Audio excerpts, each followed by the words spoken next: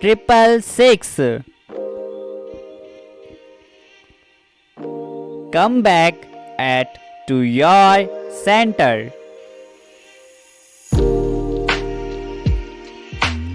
Maintain your spiritual stamina by remaining an observer of it all.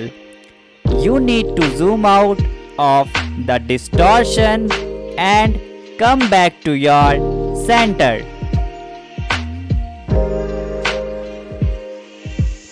By being more observant, mindful, and present, things or thoughts can only affect you if you let them. Your original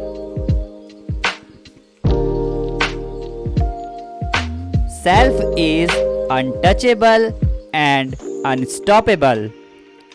It's the sheer confidence and sovereignty that helps you break through who you once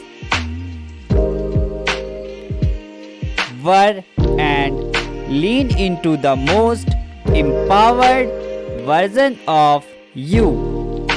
Trust the person you are becoming as you keep following your own inner guidance. Align. Type I am sovereign to affirm, and also